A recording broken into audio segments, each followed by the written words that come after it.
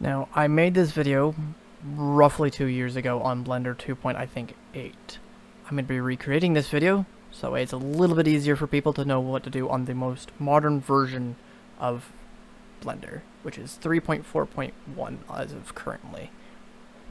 So this video will be about the Blender side, not the Roblox side. Without further ado, let's get on with this. This dev forum link, by the way, will be linked in the description in case anybody needs it. Regardless, I'm not going over this part. This part's pretty self-explanatory. We'll be going over this part. Some people are confused as to what it is meant by save as something.py.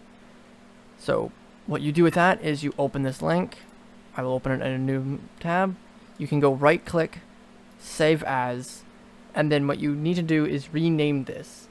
Now, I personally like to rename it as RBX importer.py. You do not need to name it exactly like that. I personally name it that way as it is easy to understand. Now make sure it ends in .py. If you cannot see the extension, go to view and make sure this is ticked. You will then see the extensions.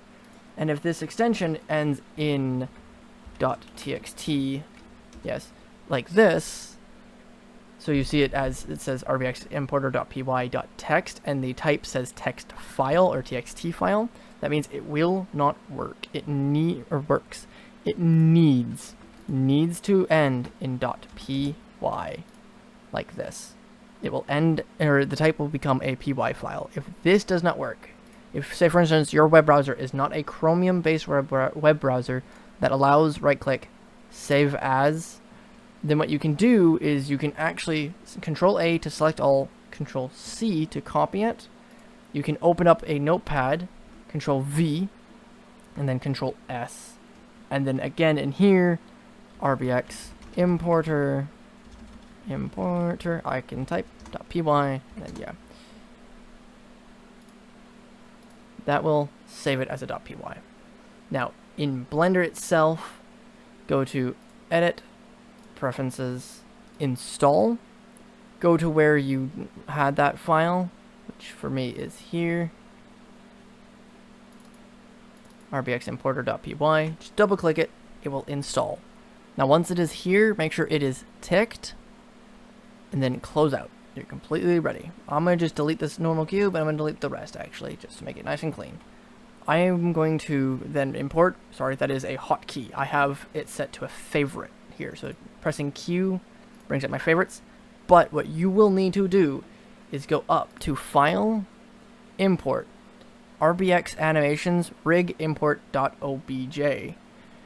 Then what you need to do is, I will go here, dummy, old. So this is just a base R15 OBJ that was exported directly from the Blender side, or the Studio side, apologies, plugin. Double click it, it imports, but notice there's nothing to do here. What you're going to need to do is tap N, RBX Animations, Rebuild Rig, OK. Do not mess with this, this is for more advanced things, but just click OK.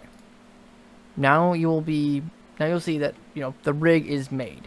So from there you can hold Control Tab to go into pose mode, or you can click up here and click pose mode.